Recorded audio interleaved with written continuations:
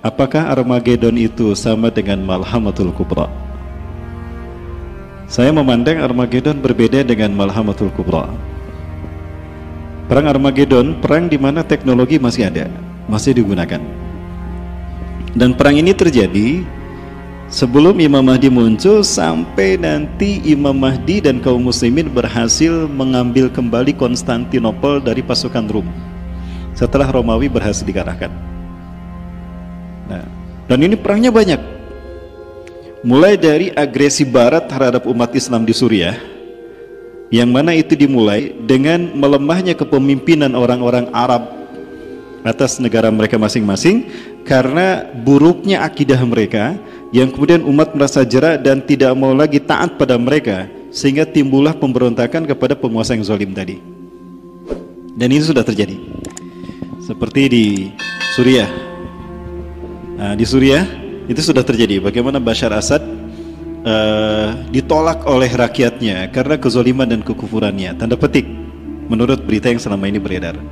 Nah, inilah yang kemudian menjadi salah satu api dalam sekam yang memicu terjadinya Arab Spring. Nah, terjadinya Arab Spring inilah yang menjadi awal dari perang Armageddon. Dan perang ini, petaka yang menimpa bangsa Arab ini sekali lagi karena kezaliman pemimpin-pemimpin mereka, itu sudah disinyarirkan oleh Rasulullah, sudah diisyaratkan oleh Rasulullah akan terjadi.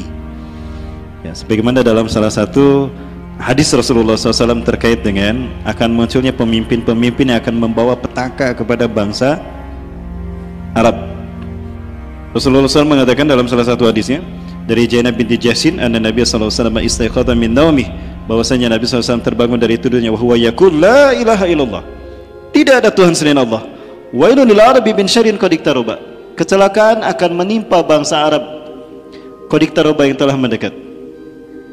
Futihal yauma min rami Ya'juj wa Ma'juj mislah hadhihi, telah terbuka hari ini lubang Ya'juj Ma'juj sebesar ini. Rasulullah mengisyaratkan dengan tangannya biadil asrah. Sufyan mengisyaratkan, Rasulullah mengatakan begini. Ya. Qultu, aku berkata, aku bertanya, Zainab binti Jahshin, ya Rasulullah, anuhlika wa fina salihun, anuhliku wa fina salihun. Wahai Rasulullah, apakah kami akan binasa sementara di tengah-tengah kami banyak orang-orang soleh? Qala na'am. Rasul menjawab, iya. Idza kathural khabath, apabila kathural khabath, apabila maksiat di mana-mana dan ulama-ulamanya membiarkan maksiat itu terjadi, atau umat membiarkan kemaksiatan itu terjadi, maka umat Islam yang soleh pun akan kena. Ya, orang beriman yang soleh pun akan kena dengan kecelakaan dan petaka tadi. Nah, Bapak Ibu dirahmati Allah, pertanyaan kita adalah, Rasulullah bersumpah dengan kalimah tauhid la ilaha illallah bahwa bangsa Arab akan mengalami petaka yang luar biasa.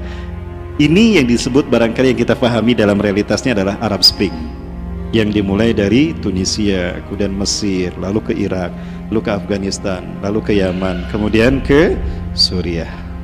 Yaman 2010, Suriah 2011, dan petaka-petaka ini menimpa bangsa Arab. Coba kita lihat siapa yang disebutkan bangsa Arab oleh Rasulullah.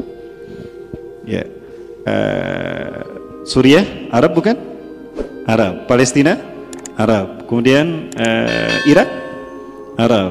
Afghanistan Arab. Mesir Arab. Libya Arab. Yaman.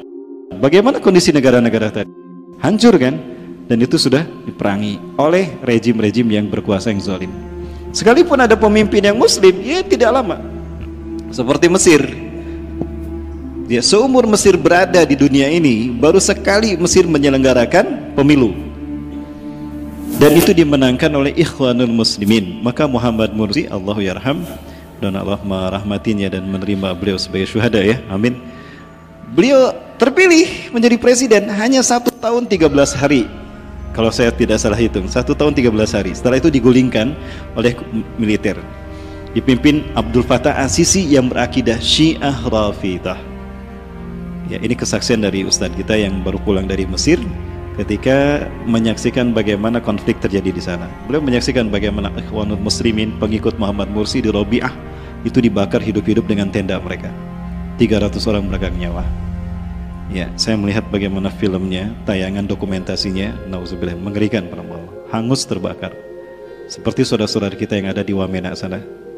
Ya, dibantai seperti itu, ya, nauzubillah. Ada dokter juga yang dari Yogyakarta juga dibakar hidup-hidup, nauzubillah, Bapak Ibu. Mudah-mudahan mereka husnul khotimah. Amin ya rabbal alamin. Baik Bapak Ibu yang mati Allah. Nah, sejak saat itu kemudian bangsa Arab ini mengalami awal dari Armageddon. Ya, jadi Armageddon ini panjang. Dimulai, jangan-jangan Armageddon ini memang sudah dimulai dengan Arab Spring kemarin. Ya, pemimpin-pemimpin Arab yang kufur, mereka bekerja sama dengan kaum-kaum yang kafir juga, ya, untuk memerangi umat Islam. Sebagai contoh yang Bapak Ibu saksikan ini, ternyata Vladimir Putin sosok yang berambisi untuk menciptakan Rusia Raya. Dia ingin menciptakan hegemoni Rusia, terutama di Timur Tengah, dan dia berhasil mengalahkan Amerika.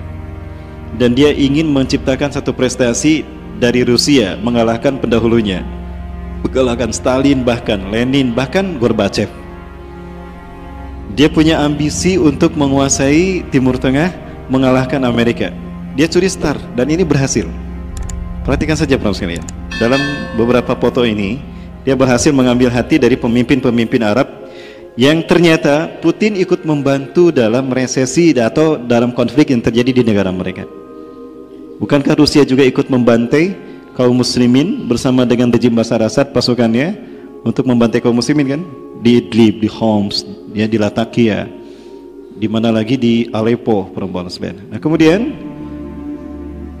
ternyata Vladimir Putin pula pernah bekerjasama dan membantu Abdul Fattah As-Sisi untuk berkuasa dan menggulingkan Muhammad Morsi.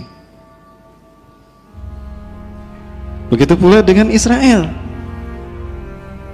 Ya, karena Israel berada di satu negara bagian dari negara wilayah Syam, maka Putin pun melakukan hubungan erat, menjalin hubungan erat dengan Israel, yang memang sejak awal sudah getol melakukan upaya untuk menciptakan the New World Order, tata dunia baru, mewujudkan hegemoninya menguasai dunia. Yang dia ingin Israel memang dunia, tapi titik tolaknya adalah Palestina. Karena dalam pandangan Israel, Palestina adalah jantung dunia. Dia menguasai, menghubungkan tiga benua, benua Amerika, benua Afrika, Mesir dan Afrika, benua Eropa, dan benua Asia. Ya, dalam teori jantung dunia, siapapun yang menguasai Palestina, dia akan menguasai dunia. Nah, Israel menguasai Palestina. Maka Vladimir Putin yakin dia tidak bisa mengalahkan Israel dalam hal ini untuk menguasai Palestina. Maka tetap Palestina serahkan pada Israel, cuma ada kerjasama bersama Vladimir Putin. Dan dibuatkanlah MOU untuk menguasai, tetap menguasai, berdampingan menguasai Timur Tengah. Ya, MOU dan kesepakatan yang mereka buatkan kemudian diserahkan kepada bangsa yang menjadi eksekutor di lapangan. Siapa dia? Iran. Ya, Iran. Ya. Dan Vladimir Putin pun menjalin kerjasama dengan bangsa Iran. Dia sangat mesra untuk menyatakan hasrat keinginannya untuk menguasai Timur Tengah. Maka Iran membantu kuat apa yang ditawarkan oleh Vladimir Putin. Karena jika Israel sepakat, maka Iran pun sepakat. Karena antara Israel dan Iran itu setali tiga uang, 11-12. Di mana ada Iran, di sana ada Israel. Di mana ada Syiah, di sana ada Zionis. Nah, para ulama melihat bagaimana ambisi Vladimir Putin ingin menguasai Timur Tengah. Maka dia jalin kerjasama dengan negara-negara yang di negara-negara Arab yang jelas-jelas mereka melakukan pembantaian pada umat Islam.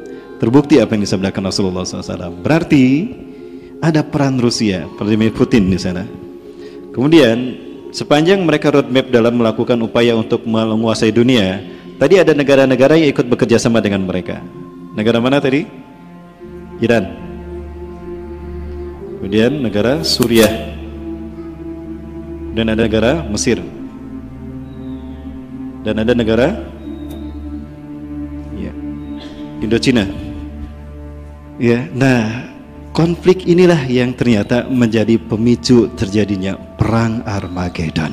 Dan kita menyaksikan bagaimana nuklir dijatuhkan bertubi-tubi kepada saudara-saudara kita yang ada di Timur Tengah, baik di Palestina, baik di Suriah, ataupun di Irak, ataupun di Mesir, ataupun di Tunisia, ataupun di Libya, bahkan di Afghanistan dan Yaman.